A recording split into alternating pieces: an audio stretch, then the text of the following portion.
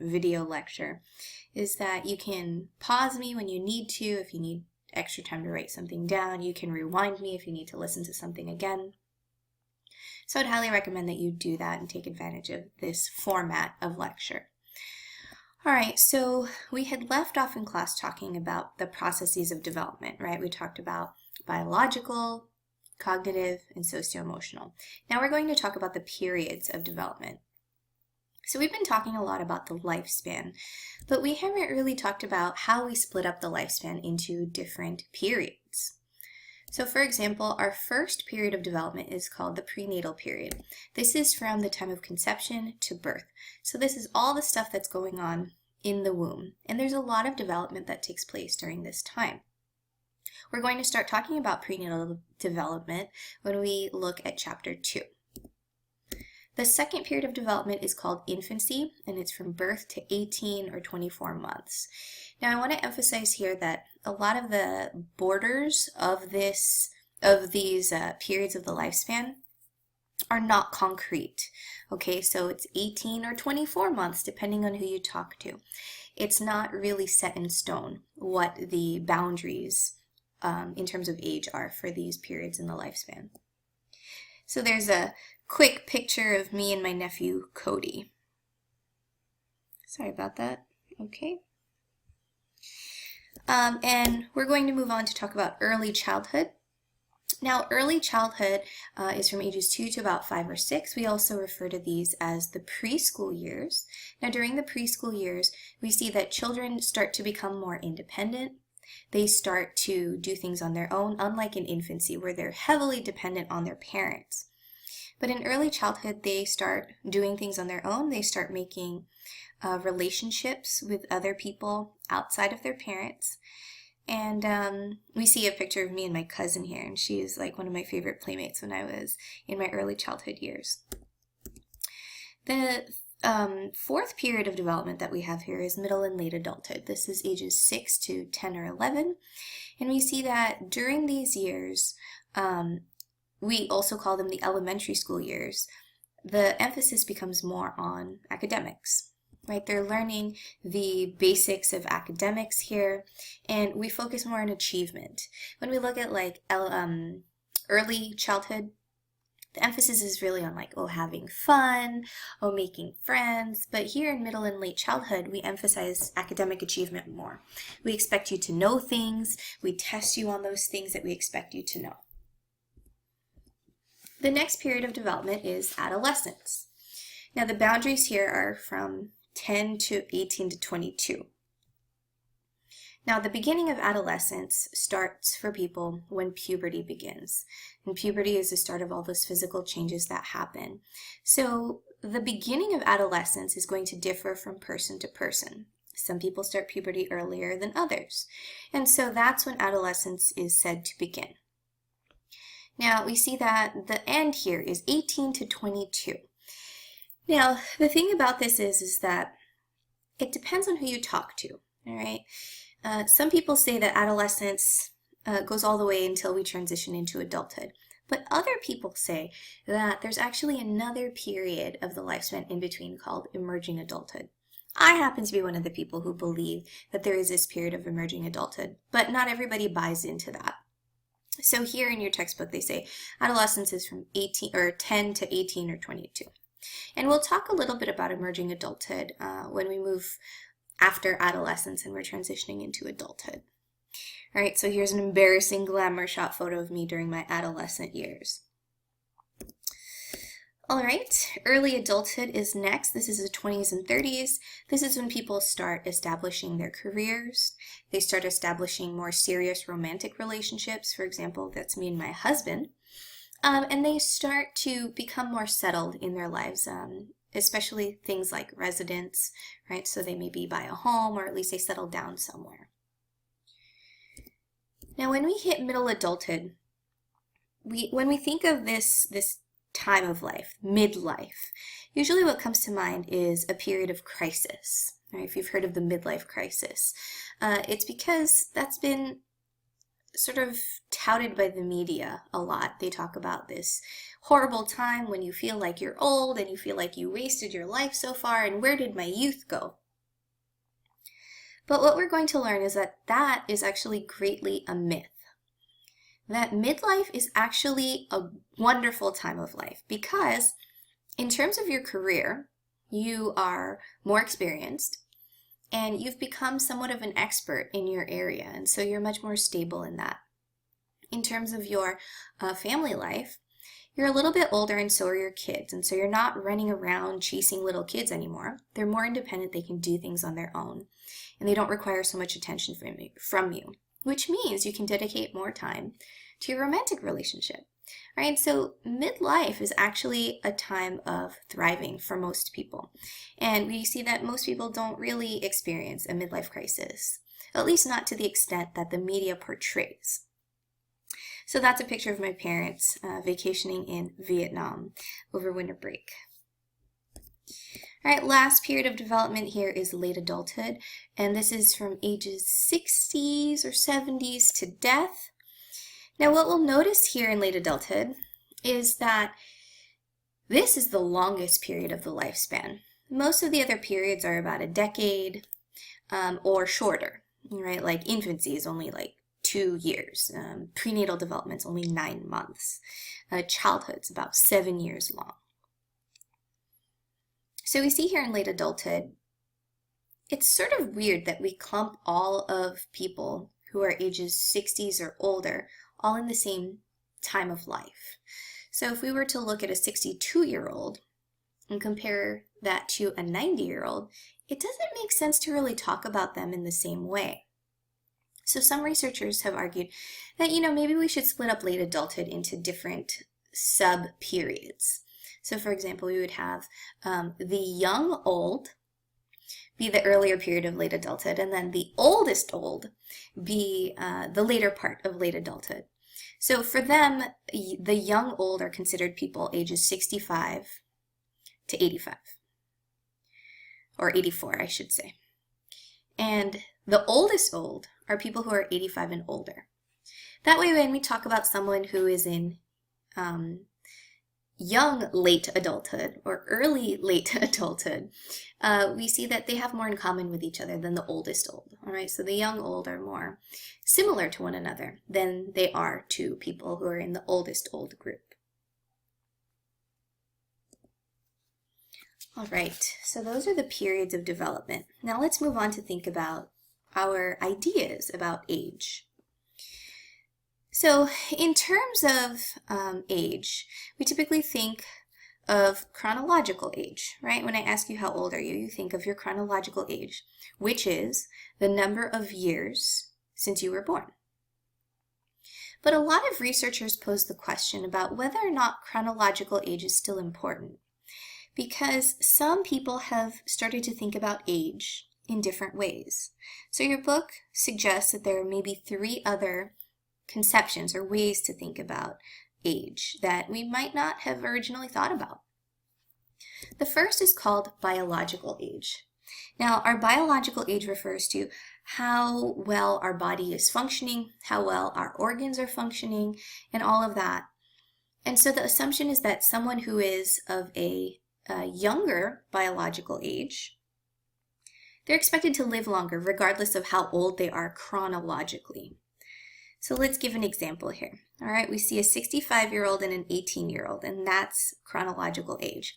But when we look at their bodies and we look at how well their body is actually functioning, we would probably say that the 65-year-old is in better health and is probably going to live longer than that 18-year-old, especially if that 18-year-old doesn't take care of himself, doesn't change his behavior. So that's what we're referring to when we're talking about biological ages. How well your body is working. The next idea or conception of age is psychological age. Now, psychological age refers to how well we adapt compared to people who are of the same chronological age as us. Let me give you an example here. Let's say that you're talking to this little 4-year-old, and this little 4-year-old's dog just died. And the 4-year-old says, I'm sad that my dog died, but I understand that everybody dies sometime, and that even though he died, I'm still going to remember him, and I'm happy that he got to be my dog. if you think about that 4-year-old, you're probably reacting like, wow, that 4-year-old is really mature for her age. All right. And so that really refers to her psychological age. She has adapted to this situation of her dog dying very well, especially considering the fact that she's 4 years old. So her psychological age is how well we adapt given our chronological age. And the last conception of age that your book offers you is social age. Now, your book describes social age as how connected we are with other people, so that the more connection we have with others, the better our social age is. That's one way of thinking about it. Now, sometimes you'll see that I want to give you more information than the book provides you with. So this is one of those areas.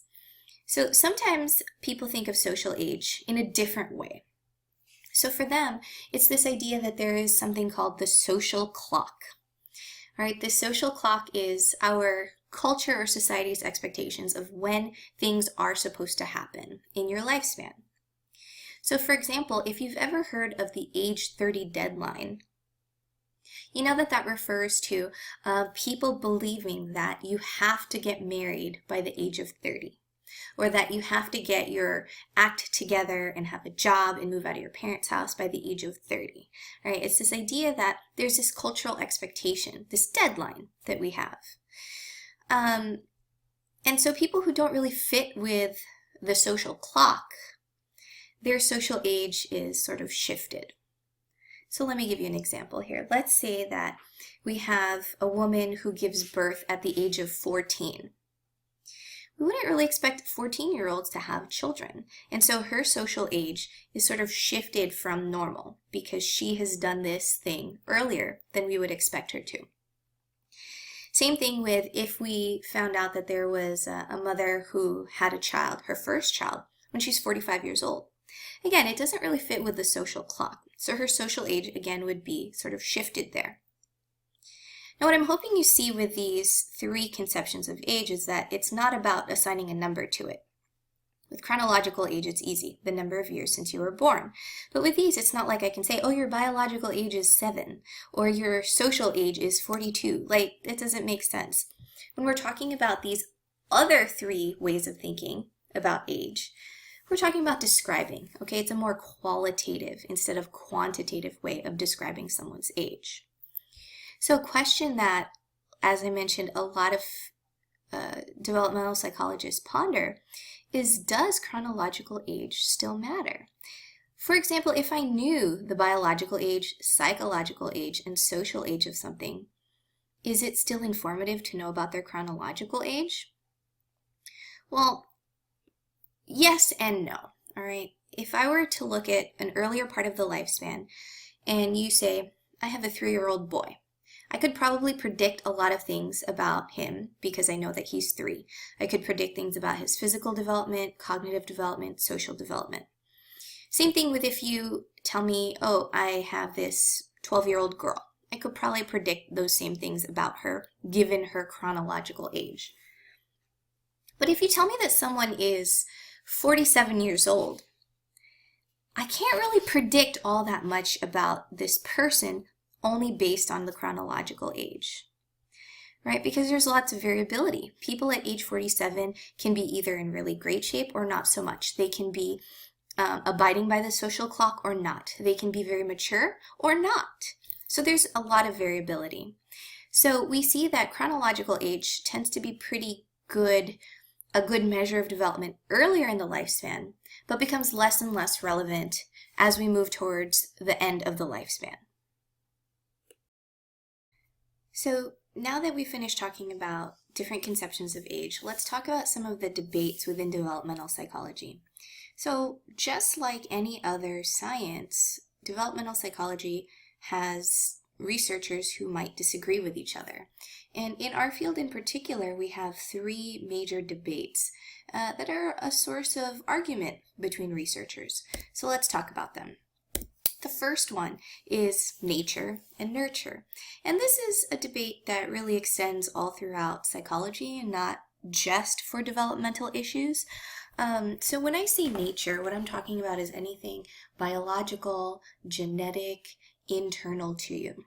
So the way that your neurotransmitters are being released, the way that your hormones are being released, and the times at which they're being released, your genetic code, all of that is considered nature. When I say nurture, what I'm talking about are environmental influences to you. In particular, we're talking about how your environment influences your development. So some examples of nurture influences are things like the parenting style that your parents used, the country that you grew up in, the peers that you hung out with when you were growing up, whether or not you had a brother or sister or both or none. All of these things are nurture or environmental influences.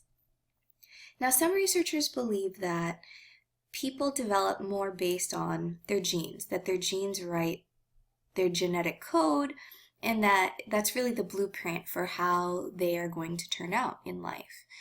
And that nurture really has very little to do with it. But people who believe in the nurture side of the debate think, well, of course, genes are important, but the environment can have a big impact on the way people grow and change throughout the lifespan. So the next major debate that we have in developmental psychology is stability versus change. All right, if you've ever heard the saying, people don't change, or once a cheater, always a cheater, these are people who are more on the stability side of the debate. They believe that people are relatively stable. For example, if we're talking about someone's personality, and we look at how they are when they're children, and we compare it to how they are when they're adults, sure, they might look a little different, right? Because physically they've grown. They might have more knowledge than they used to, but really at their core, they're the same person. They're the same person who they've always been. Whereas other people in developmental psychology believe, no, I think that people are really changeable, that people can change really drastically, especially if they're influenced by environmental changes. So it should be no surprise to you that if we link this stability versus change debate back to our nature versus nurture debate, that people who believe that people are more stable throughout the lifespan are more likely to side with the nature side of the nature-nurture debate, right? Because if you think about it, our genes don't change. And so it makes sense that if you believe that our genes really dictate how we grow and change and develop, that people would be more stable throughout the lifespan. Whereas if you believe that nurture is a bigger influence to development, because our environment can change, people can also change. All right, our last debate here in terms of developmental issues is this idea of continuity versus discontinuity, and whether or not we develop in a continuous manner or if we develop in a more discontinuous manner. So when we think about growing in a continuous way, what we're really talking about is this idea that we grow a little bit at a time, that we grow very gradually. And as you can see here in this picture, it's sort of like when you're looking at a tree, right? A baby tree is just a small tree, and then it gets bigger and bigger and bigger until it becomes a big tree. So it's gradual growth, a little bit at a time. And you can sort of think of it as walking up a gradual incline, right? With each step that you take, you're just a little bit higher than you were the step before. Now, people also believe in discontinuous growth, right? Now, people who believe in discontinuous growth really emphasize stage theory. Now, I'm hoping that a little ding is going off in your head because we've talked about stage theories already. And we said that people who believe in stage theories have certain assumptions about them. First off, that each stage is completely different from the other stage, that you must go through these stages in a particular order, and that these stages are universal, meaning everyone goes through these stages. So an example that's depicted up here is that when we're looking at stage theory or discontinuous growth, it's sort of like a caterpillar turning into a cocoon, turning into a butterfly. It's always that order. There's never reversing order or skipping stages. And in each stage, the animal, or insect I should say, looks really different from the time it was before.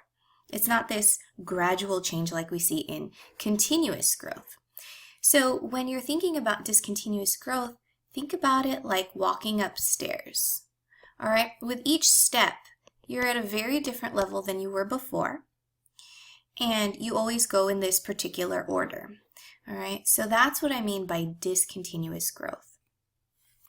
Now again, if we relate this back to the nature and nurture debate, it's easy to see that people who believe in continuous growth are more likely to believe in the nurture side of the debate. And that people who believe in discontinuity, or this stage theory that we've talked about, are really more on the nature side of the debate, because there's something written in our genes that makes us go through these stages in that particular order, which is why it's universal. All right, so now I want you to think about for yourself.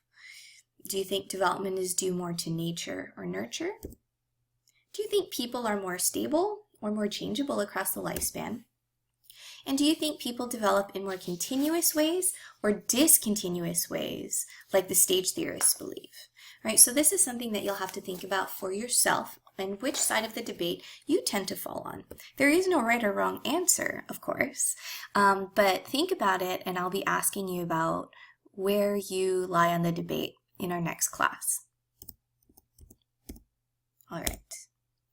So what I want to do now is I want to give you an example of a nature theory, right? One that looks at development through the lens of nature, and one that gives you sort of a nurture approach to looking at development.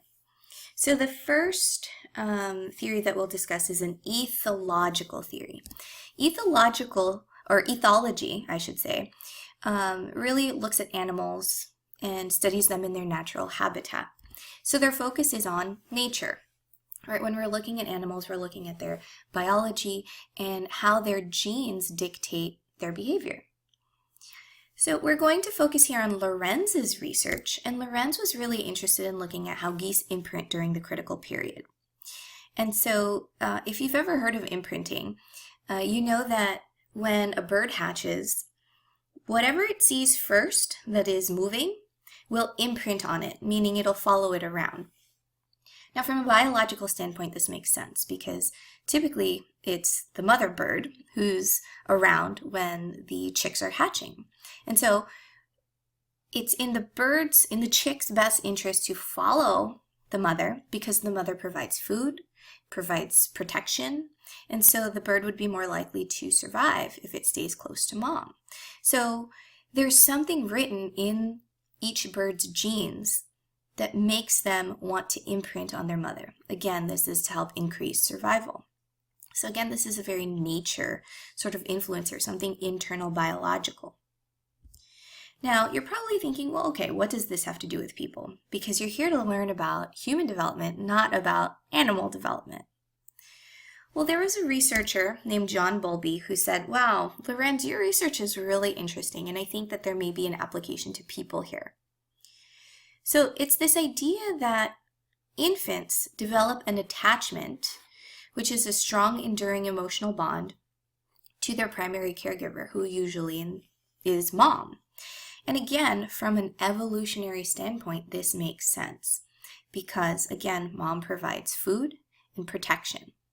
So Bowlby extended Lorenz's research and said, you know, there must be something in humans too, in our biology, that compels us to create this attachment to our mothers.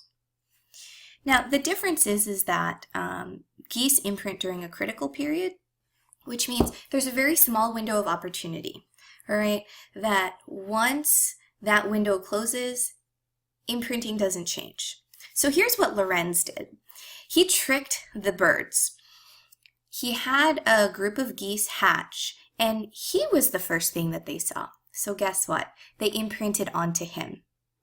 Now, since that happened during the critical period, they followed him around. Even if he introduced them to their real mother, who was a goose, they would not follow her, right? They wouldn't go around with her because they imprinted on him during the critical period.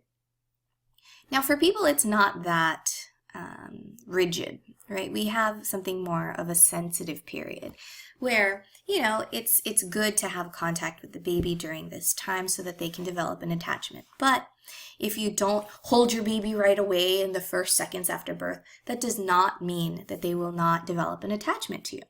So it's not as rigid. All right, so this is a good example of a theory here in developmental psychology that focuses more on the nature side of the debate and how it influences development. Now I want to talk about a more nurture theory. All right, so we're going to shift to talk about the ecological theory. Sounds very similar to ethological, but it's different. Ecological theory by Yuri Bronfenbrenner. Now, you have access to a diagram similar to this on page 24 of your textbook. It's figure 1.10. So Bronfenbrenner really emphasized the importance of our environment in influencing our development. So according to him, there were these concentric circles that surrounded people. And the closer you were to the center, the bigger an influence it had on the person. The further away, the less of an impact it had on the person. So in the middle, of course, we have the person. The microsystem are the people immediately surrounding the person. All right, so people you see on a regular basis, your friends, your family, your romantic partner, your coworkers, your classmates. These are the people in your microsystem, and they exert the biggest influence on you. When we move out to the mesosystem talks about how our family and anyone else in our microsystem interact with each other. So an example of part of our mesosystem is how our parents have relationships with our friends. Right? Because, for example, if your parents don't like your friends, it's going to impact you indirectly. Okay? So that's what our mesosystem is really the relationships between different parts of our microsystem. When we move out to the exosystem, right, our exosystem refers to institutions or policies that may have an impact on you. All right, so things like the media, things like our government, our healthcare system. All right, all of these are things that indirectly affect you. They might not affect you on a daily basis, but they do have an impact on you and your development. All right, at our most outer circle here, we have our macro system. The macro system refers to our cultural and societal values and norms. So things that we value in a particular culture, and this of course is going to differ from area to area. So an example here would be an American value of personal space. In America, we have a very big personal bubble that we don't want anyone to be in. Now that's not necessarily the case in other cultures. For example, I vacationed in Vietnam over winter break, and they have like zero sense of personal space there, which is very strange to me, coming from the United States where we have this very big personal bubble. So that macro system also influences us and how we develop. Lastly, we have here, not in a circle, here this straight line here called the chronosystem. Now the chronosystem refers to our historic place and time. All right, so our historical time and what's going on in our society at a particular time also influences our development. So this is a good example of a nurture theory when we're looking at development. To read the section in your book about data collection and about research design, especially where they talk about things like the difference between an experiment and a correlational study and the purpose of each of them and the conclusions that you can draw from each of those. Now, you won't be explicitly tested on any of this material. However, it's a really good foundation for you to have when you're reading about all of the findings that we discuss in our course. So throughout your textbook, there are all of these findings, and if you understand, oh, it's a correlational study, therefore I have to be careful about making causal claims, that's going to make you a much more critical reader when we're looking at these findings. So I encourage you to take a look at that on your own. For those of you who've taken other psych classes before, this is review.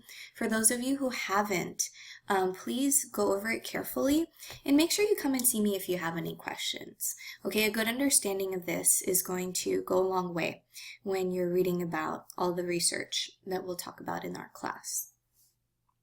Now, in particular, in lifespan development, we're really interested in how people change across the lifespan.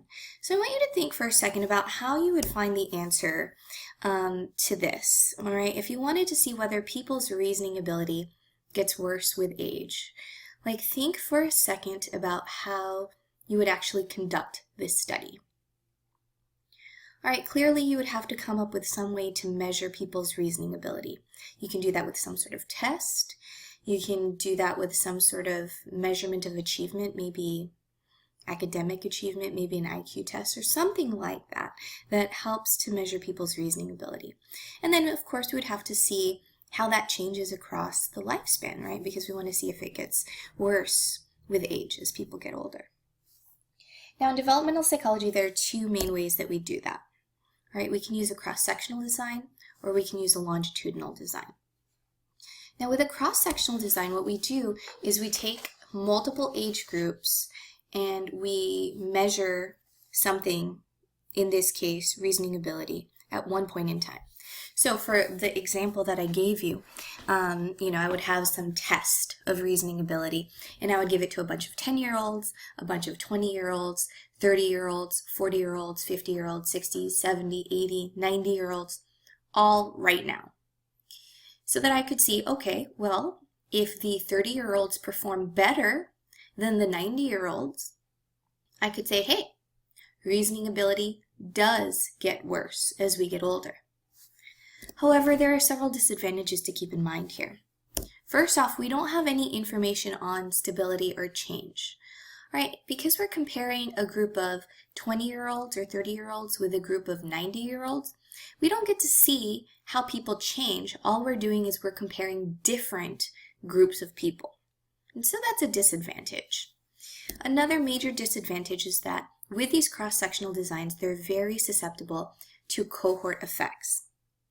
Now again, there should be a little ding going off in your head because we talked about cohort effects in class. Remember, a cohort effect is another term for normative history graded influence. And it's this idea that different generations of people who grew up in particular historic times may be different from each other because of that.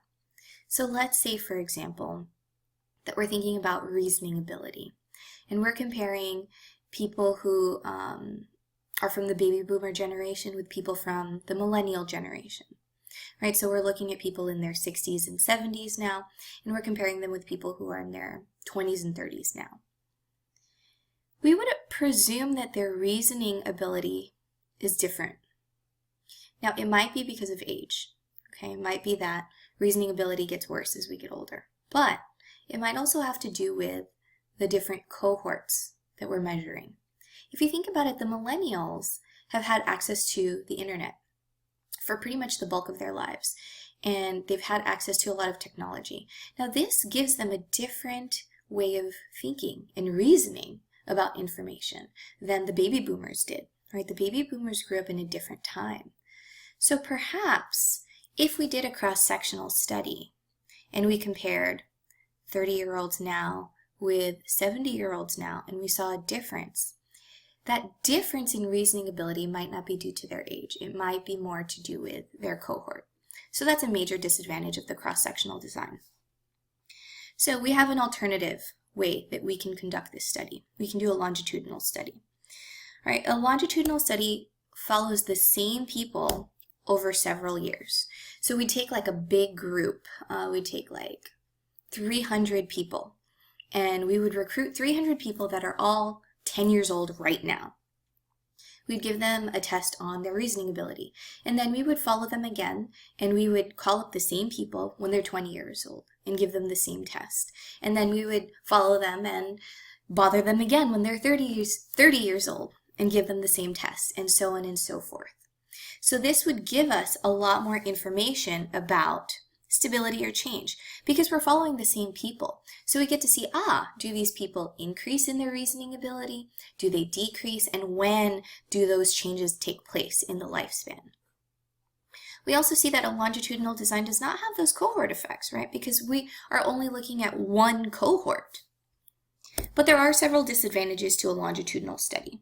All right, it's very expensive because we have to pay our participants, and it's very time consuming. Right? If we want to look at how reasoning ability changes across the lifespan, we have to wait for an entire lifespan until we get our results. And I don't know about you, but as a person, I like things to be faster, more immediate, right? I don't have a lifetime to wait for my results. So it's tough to do a longitudinal study. And a lot of times participants can drop out over time, and those participants who choose to drop out of the study might be fundamentally different than those who stay in the study. And so our sample then becomes biased because we're only looking at one particular type of person, the type of person who tends to stay in a research study. All right, so that is the end of chapter 1. We are going to transition over to chapter 2. All right, so here in chapter 2, we're going to talk about the biological beginnings of people. All right, so we're going to go right into talking about what is going on in terms of our genes, right? That nature influence that we had discussed in our first chapter. So just to give you a little bit of overview here, first off, we're going to talk about our genetic foundations. And then we're going to start in by talking about prenatal development. Right? I told you we're going to go from womb to tomb. This is the womb part, and we're going to start right into development. And we're going to talk about the stages of prenatal development. We'll talk about how the brain develops. We'll talk about the area of research called teratology. Then we'll talk about the process of birth. We'll talk about what happens to infants who are preterm. And a more colloquial or casual term is preemie, or they have a low birth weight. And then we'll also look at the postpartum period. Okay, so this is what happens after the birth. So let's start off by talking about the genetic foundations of people. All right, so when we zoom in each of our cells, we see that each of our cells contains something called a nucleus. All right, now you can see this picture on page 38 of your book. It's figure 2.2. So in each of the nuclei that we have in each of our cells, there are chromosomes. Okay, now our bodies are made of billions of cells, and each of the cells that we have contain a nucleus that has our chromosomes in it. Now our chromosomes are made up of DNA, okay, also known as deoxyribonucleic acid, and it's that double helix structure that you're familiar with right here, pictured here. Now, another term that you need to know is genes. And this is a term that's really familiar to people, but they don't necessarily know what that means. All right, genes are actually short segments of DNA. And these genes are units of hereditary information. These are the blueprints that we get from our parents that really help to dictate how our body is going to function and how our body is going to develop. All right, so we have chromosomes, which look like this. The chromosomes are made up of DNA, and genes are little segments of DNA. So there are several genes on each of these chromosomes that we have. And each gene has a specific place on each chromosome.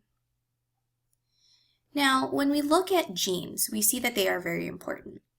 One of their most important functions is that they assemble proteins. They put proteins together. They have the instructions for how to assemble proteins. Now, proteins are really important because they're really the building blocks of our cells, and they help also to regulate how our body functions. All of the processes that go on in our body are able to happen because we have certain proteins that are regulating that. Now, when we looked at the genes that we have, we see that we have about 20,000 protein-producing genes. Now, we used to think that we had over 100,000 protein-producing genes because we have over 100,000 proteins that our body produces. And we used to think, oh, it was a 1-for-1, like one gene will produce a specific type of protein. But what we're seeing now is that that's just not the case. What we've noticed is that proteins or genes work together. All right, they work in collaboration with one another and with the environment in order to assemble particular proteins. So proteins, or genes, I should say, genes can be turned on or off by the environment. All right. When a gene is turned on, that means it's producing a protein. When a gene is turned off, that means it will not produce the protein that it's supposed to factor into. So these genes can be turned on or off by hormones in our body. They can be turned on or off by stress, by radiation that we experience in the environment, or even by the temperature in our environment.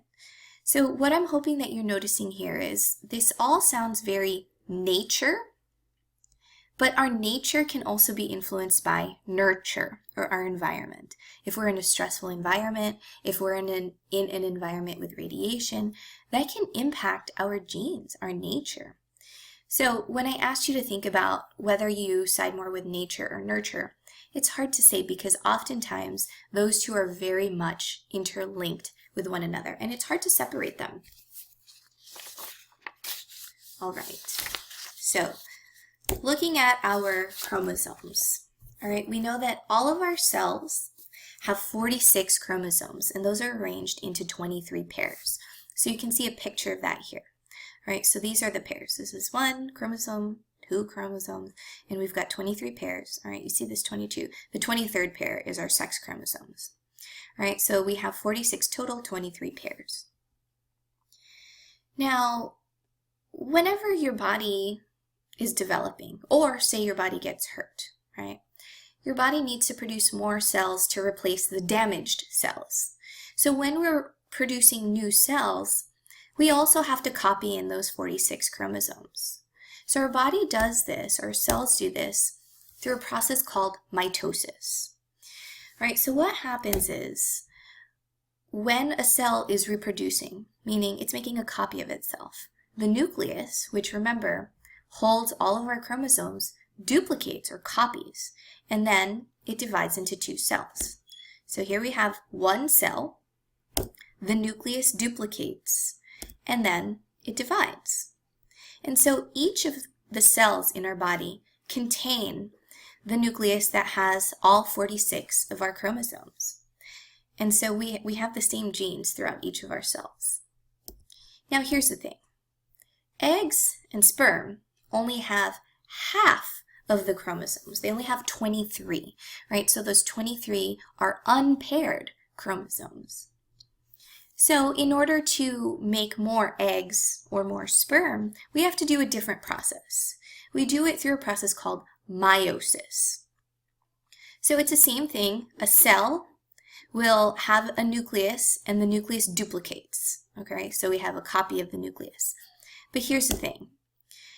Instead of just dividing once, the cell divides twice, which gives us a total of 4 cells, and each of those cells only has 23 chromosomes. So then, when we have fertilization, all right, this is the very beginning of development here. An egg, which only has 23 chromosomes, and a sperm that only has 23 chromosomes combines to create the 46 total. All right, so we get 23 of our chromosomes from mom, 23 of our chromosomes from dad. They combine to give us that 46 paired chromosomes. And we said that one of the pairs is our sex chromosomes. So we see that females have 2 X chromosomes and males have an X and a Y. All right, so that is how our biological beginnings start, is we get this combination of chromosomes from mom and from dad. So let's talk a little bit more about the stages of prenatal development. All right. So we see that the first period of prenatal development is called the germinal period. Okay, the germinal period takes place from conception to 2 weeks. So this germinal period is a very short period of time. It's only a 2-week period. All right, and so if you want to take a look at a very similar diagram to this, you can see it on page 49, figure 2.7. So what we see is that first off, the egg and the sperm unite. Okay, so egg and sperm. And then the egg nucleus and the sperm nucleus combine. Those 23 chromosomes from mom, 23 from dad combine, and it creates what we call a zygote. Right, so that's what we call a baby in the germinal period. We call it a zygote. Now, what happens is this zygote that has a combination of genes from mom and dad starts to divide. All right, so remember, the nucleus duplicates and then the cell divides. Remember that that's mitosis. All right, and then it does it again. All right, so the cell duplicates its nucleus and then divides. And so we start to see that these cells that are all exactly the same and carry both mom and dad's DNA is starting to form. All right, so we have this bunch of cells. That's really how our development starts, is as a bunch of identical cells that have our 46 chromosomes in it. Now, after about 1 week, all right, we said this is a 2-week period. So after about 1 week, the cells start to differentiate. Now that means that some of the cells are going to be earmarked for certain things. So we have an inner layer of cells and an outer layer of cells in the zygote here. All right, so the inner layer we call the blastocyst. All right, the blastocyst will eventually turn into the embryo, which we'll talk about in the next slide. Then we also have an outer layer on the outside of the blastocyst. You can sort of see it here, this little outline here. And that's called the trophoblast. All right, the trophoblast is going to later provide nutrition and support for the embryo. A large part of it turns into the placenta, which again we'll talk about in the next slide, or the next couple of slides.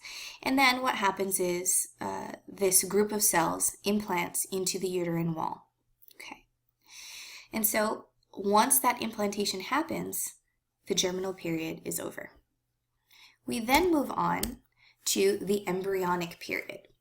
Okay, in the embryonic period, it takes place from 2 weeks to 8 weeks. And at this point in development, we call the baby an embryo. Right now, in this embryo, this is what one might look like. We have 3 layers of cells, all right? So remember, in the germinal period, we had only 2 layers of cells. Now we see that the cells are differentiating even more, and we have 3 different layers. All right, first off, we have the endoderm. Now, the endoderm is on the inside, and it will eventually turn into the digestive system and the respiratory system. So our gut, our intestines, our lungs. The mesoderm is surrounding the endoderm, and that mesoderm is eventually going to turn into our circulatory system. So our arteries, our veins will turn into our bones, will turn into our muscles, as well as our reproductive organs. And lastly, the outer layer is called the ectoderm, and the ectoderm will eventually turn into our nervous system, so our brain, our spinal cord, as well as our sensory organs, our ears, our eyes, our nose, and our skin. Okay, so it's that outer layer. Now, during the embryonic period, there's a very important thing that takes place. That's called organogenesis. You can sort of figure out what that means just by looking at the words in this word. Genesis means the beginning, right? Organ, okay, so it's the beginning of the organs. The organs are starting to form. And this happens during the first 2 months of development, right? Which we know is within that 8-week period of the embryonic period. Now, this is when an embryo is the most susceptible to any environmental influences. What also forms during this period is the amnion.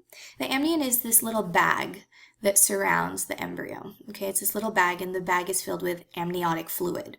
Now, the amniotic fluid is pretty cool because it helps keep the baby temperature and humidity controlled. It also helps if the mother gets jostled around and something hits her belly. It helps shock-proof the embryo so that the embryo doesn't get hurt.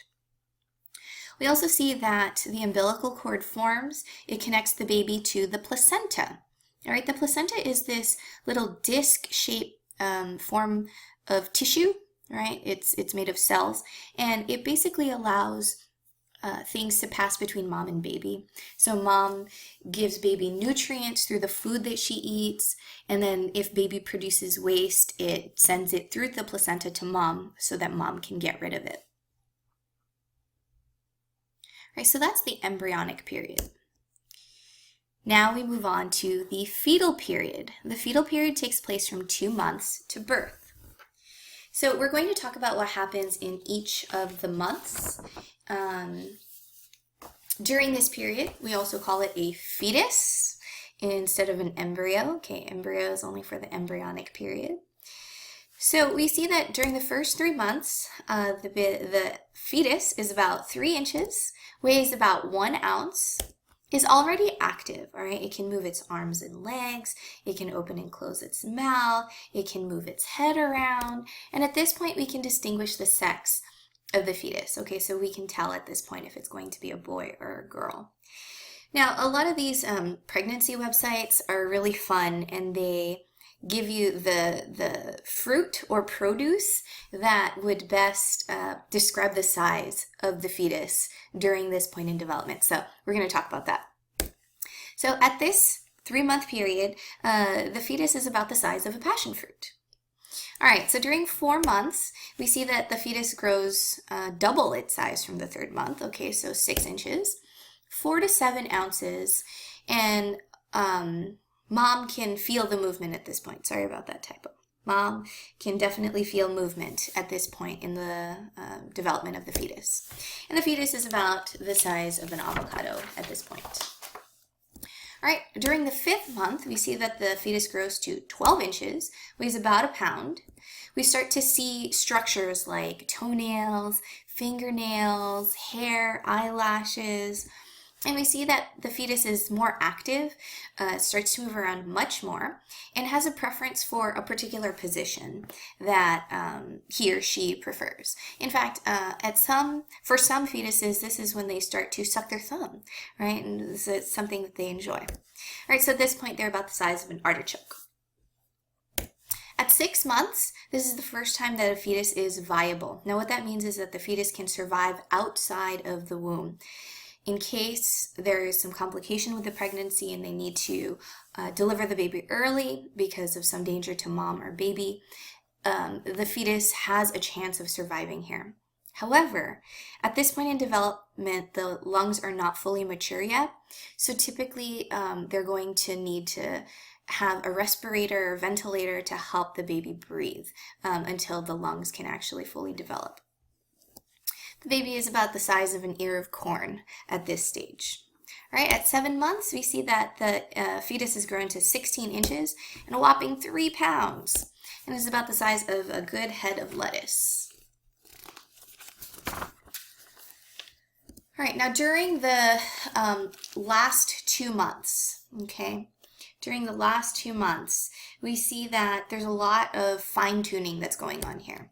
We see that the fatty tissues start to develop, so the baby starts to fatten up. The organ systems start functioning, and their functioning starts to increase. Particularly, we see in the heart and the kidneys.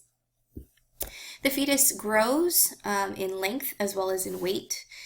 The average weight for a baby when it's born is about 7.5 pounds, and the average length is about 20 inches. But of course, that's on average. At this point, during the last 2 months, the fetus starts to have periods of sleep and wakefulness. Mom can sometimes tell when the fetus is awake and moving around or when it's sleeping. We also see that it's really interesting because the fetus can respond to sounds even inside the womb. We start to see that they have the sensory system available to them, which is pretty cool. Now, I also want to let you know that the 3 periods that we just talked about, the germinal, the embryonic, and the fetal, are not the same as trimesters. Usually you hear mothers talk about which trimester they're in. Now, for the trimesters, we see that they're split up into months, right? The first trimester is from the time of conception to the 3 months. Now, what's interesting is when we compare the 3 periods versus the trimesters, the first trimester has all 3 periods in it. Remember, the germinal period is only 2 weeks. The embryonic period only lasts to the 2nd month. All right, so that's well within the first 3 months of the first trimester. So the 2nd trimester, it's still the fetal period. The 3rd trimester, still the fetal period. All right, so we know that the fetal period is by far the longest, and it spans all 3 trimesters. All right, so let's talk about prenatal brain development and what's going on in the brain. There are 4 major stages that take place here when we're talking about brain development. The first is that we have the formation of the neural tube. All right, now it's this tube that forms on the embryo's back. And it does this from day 18 to day 24 after conception. Right, so 18 to 24 days after conception. And of course, this is formed from the ectoderm, that outer layer. Now, at this point, we need to make sure that the ends of the neural tube close fully, right, by 24 days, right? That's the end of that developmental period. It needs to do this, otherwise one of 2 things happens. We have ancephaly. Ancephaly is when the head and the tail, both sides of the neural tube, do not close.